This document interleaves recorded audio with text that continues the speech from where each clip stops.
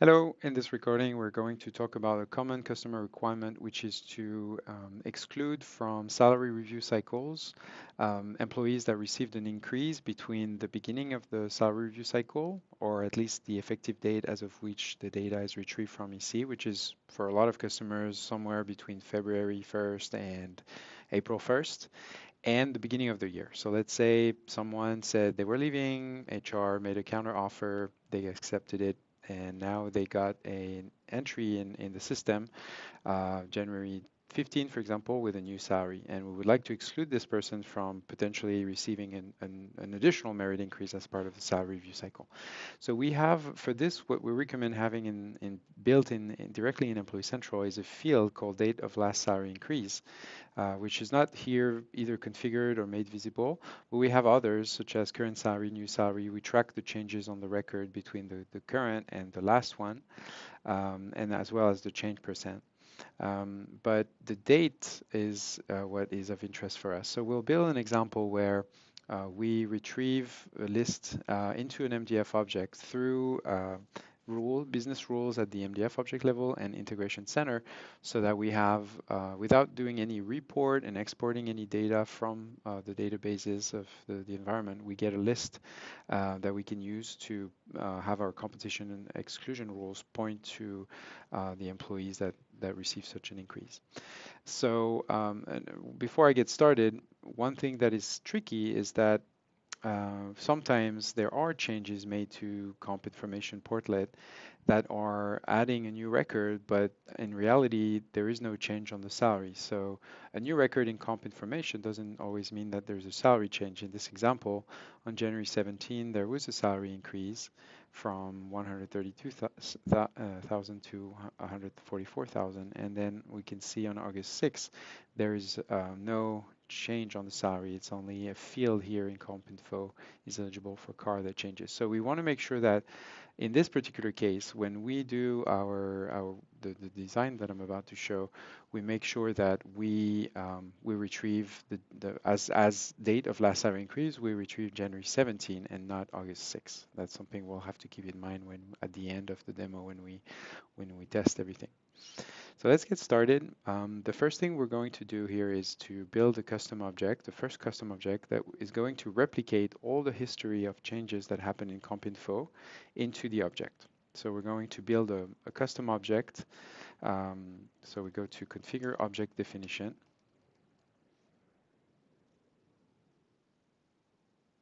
Create New, and we're going to call it CompInfo History. It's important that it's to select basic as effective dating, and API visibility also needs to be set to editable. The label will keep the same as the ID. And then here we have to set external code. It's very important to set it to user. External name we won't need, so we can delete it. And then in additional custom fields, we're going to add annualized salary, which is going to be a decimal. We're going to add date of last increase, which is going to be a date field. And we're going to add change percent, which is going to be a decimal. And change percent is going to we're going to go and make sure it only has up to, so the number of decimals should be somewhere here.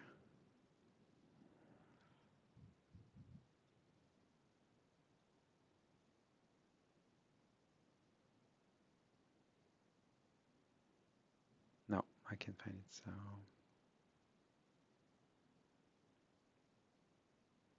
Oh yeah, decimal precision here. We're going to say 2. And then save the MDF object. Permission it in RBP.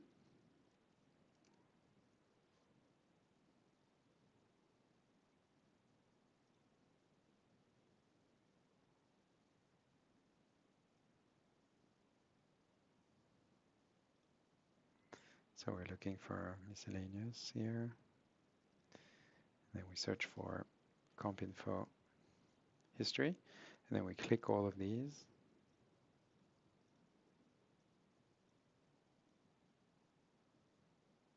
Next, and save. Once we have this in place, we're going to build 3 business rules that are going to be tied to the object we just created. The first one is going to get us the salary as of each record that we retrieve from the comp info portlet. So let's get started with that one. So we go to configure business rules.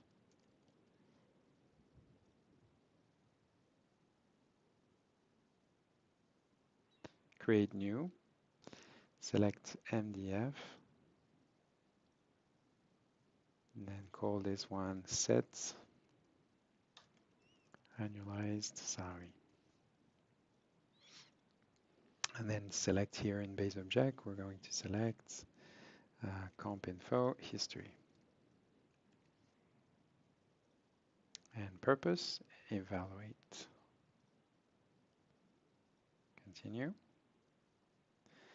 Here we're going to do if is going to be always true. So no matter, there's no conditions, it's always going to do the behavior we set in the then section. And we're going to say set annualized salary to be equal to, and then we navigate through external code.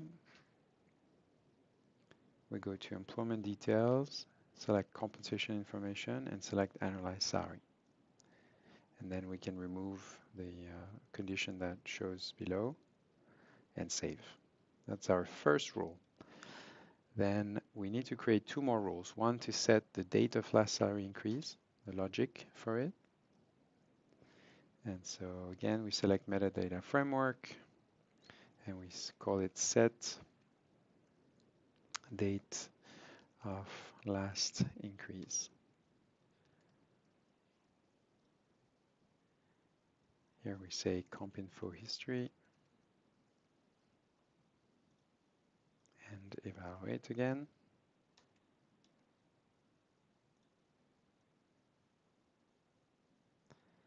And here we're going to need to build a logic, and the logic is going to be as follows. If annualized salary is not equal whenever a new record is created as we replicate what is in comp info, if the value that comes into annualized salary on save is not equal to the previous value from the previous effective dated record, then we set the field date of last increase to be equal to the effective start date of the record. Otherwise, we set the date to be equal to, so set the same field, date of last increase, to be equal to previous effective dated record, date of last increase. So this way, if there is a difference between the values in the annualized salary field, we're going to have the record show well the value of the most current record. If otherwise, the value from the last record, if there's no change, will carry over. And this is how we're going to make sure everything is consistent, even in the case of a top of stack record that has no change on the salary. We're going to hit save. And then the last one is going to be similar to this one, but a little more complicated for the change percent. We're going to do create new rule, MDF, and we're going to call it set change percent. Still the same comp history, comp info, history, evaluate. And then we're going to do a similar condition to the last one. So if annualized salary is not equal to previous effective dated record annualized salary. Then, and that's where it gets a little bit complicated, set change percent to be equal to, we're going to use a function here called divide.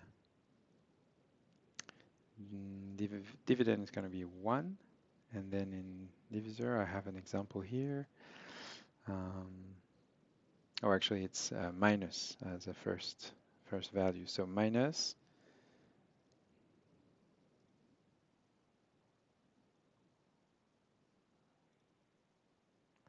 first value 1, and then here we select divide.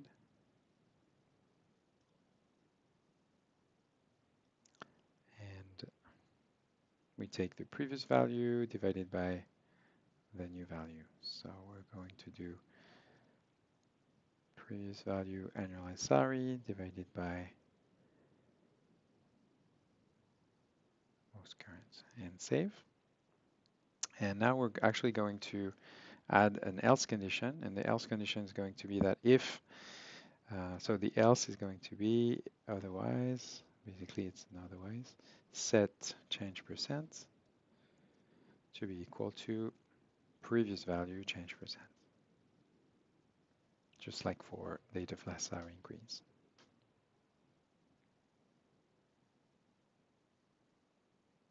Okay, now that we have these three rules, we're going to go back to configure object definition, search for comp info history, and map these rules in the same order that we created them at the bottom under save rules. So we're going to do first set annualized salary, second set date of last increase, and then set change percent. Save.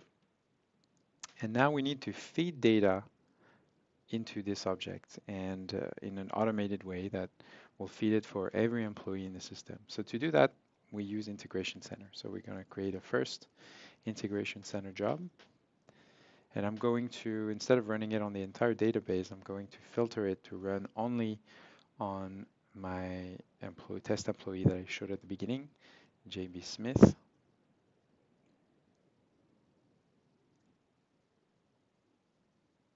So we go to My Integrations and click Create, More Integration Types. Source is SuccessFactors, destination is SuccessFactors, and it's scheduled. Then Create. Here we're going to select Comp Information. Then Select. And I'm going to call it date of last increase, first job.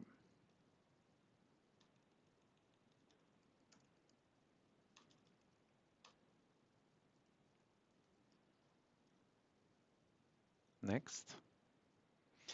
And here we have the source, which is going to be comp info, and is going to send data into our new object that we created. So we want to remove comp info from the destination, which is populated by default with the same than the source, and click on add and select the object we created, which is this one.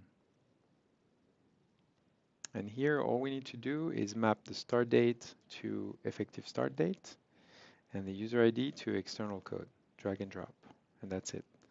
Then we go to next. In advanced filters, like I said at the beginning, I'm going to do a filter on just my user.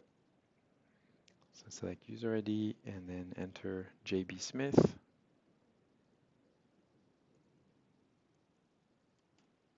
And then what is very important here is the time-based filter. So we want to make sure that we capture a significant amount of time. We're talking maybe 10 years, so that we've got like all the different increases that an employee may have received. If not 10 years, at least 2-3 years. So in this example, I'm going to do from 2020, for example, January 1st, 2020 to today.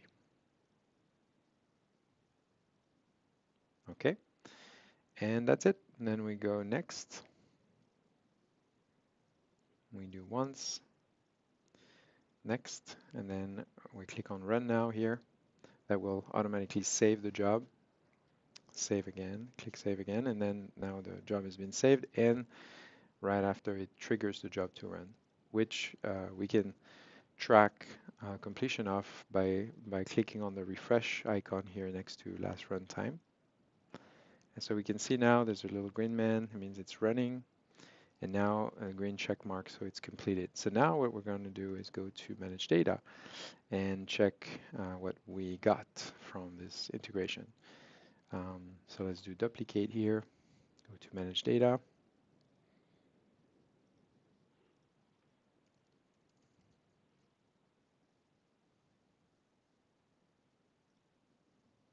Search for comp info history. And we can see a record created for Jacob Smith, and all the records that are in EC in comp info are retrieved here, including the one from 2018, which was the one that was valid on January 1st, 2020, which was the start of my time range. And what do we see? We can see here, so in the beginning, because I have a rule that says if there's no previous value, then use the value from the current record. So we have date of last increase equal 1/1/2018. That's all good. Then we have a change on salary from 132,000 to 144,000. So basically it uses now as the date of last increase the date of this record on which the date on which the salary change happened.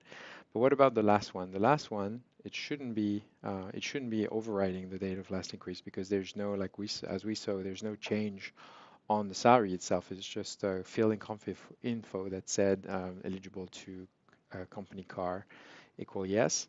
And so we can see with the logic we built that it did keep the date of last increase from the last record, 1/17/2024. And the change percent as well. We had a change percent of 0.008, so that this carries over into this top of stack record.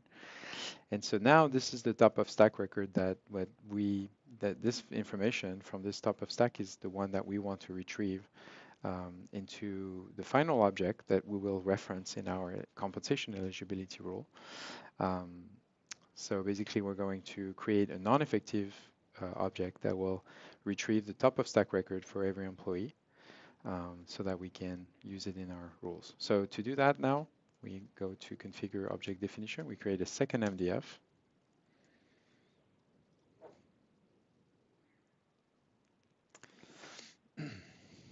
Sorry, it's here, create new object definition.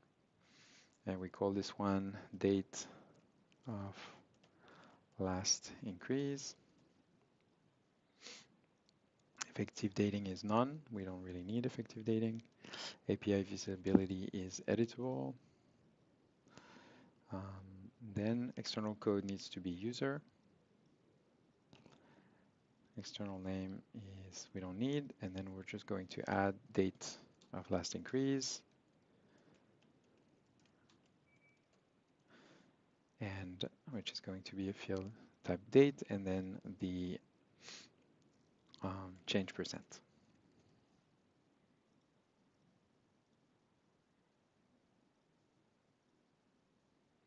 And decimal, we're going to set the decimal precision to 2, just like in the source object. And that is it. We're going to save. We don't need to create any business rules like in the first one for this one, but we do need to permission it in RBP. So we're going to do permission role, system admin, edit, navigate to miscellaneous, and then select date of last increase, and then just give these permissions here.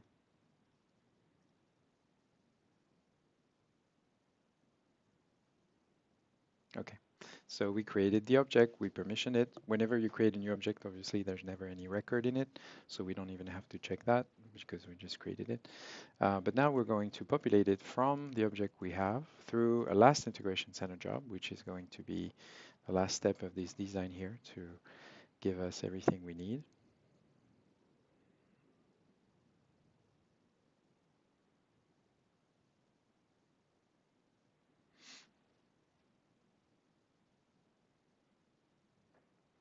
Click on My Integrations, and I'm going to take the same name, just call it Second Integration. More integration types here, exact same setup, schedule success factors to success factors, create. Except that here as a source object, we're going to take the one we just created, we just populated, which is comp info history. So that's our source object. And our destination object is going to be, in the next screen, is going to be the latest one we created. So we click here, we remove this one and add the date of last increase. And here all we do is map the external code from comp info history to the external code here, and as well as the change percent and the date of last increase.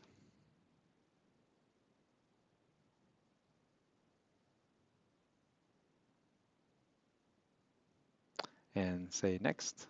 And that's all we have to do. We don't need to define any filters since I already filtered on JB Smith in my source in my first MDF. I click next, next, run now, which saves the job. So now we can track the completion of the job here.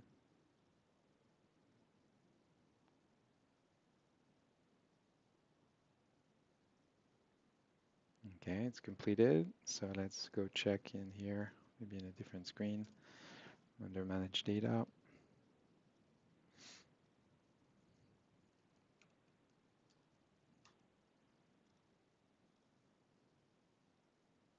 And we can see that we have the right date and the right change percent. So now, since this is not effective dated, we can just map it to our compensation eligibility rule and say, exclude anybody who has a date that is between January 1st and the beginning of our cycle.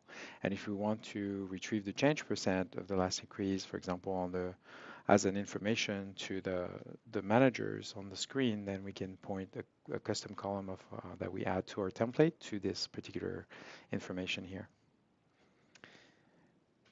I hope this helps. As we can see, there's almost no limit to what we can build in terms of filtering of data and reshuffling of data using MDF objects.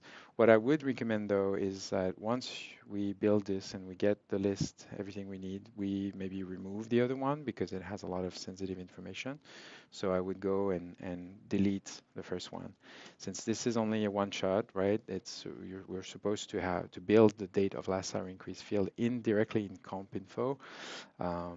We're here trying to find a workaround for an administrator to temporarily get that list of information, accurate list of the dates of last salary increase. But at the same time that we work on getting this list, we should be working with the EC team to add the date of last salary increase field and change percent directly in comp info so that the following year we don't have to do this anymore. But I would recommend deleting the first object, which is called comp info history. Selecting it here, searching for it in configure object definition, and then deleting it by going to here. Once it loads, take action and permanently deleting the entry. We can also delete the integration center jobs, but we can't delete the other one because we're going to point our comp template eligibility rule and maybe also the mapping of some certain columns to that other one. So that one we need to keep. Thank you.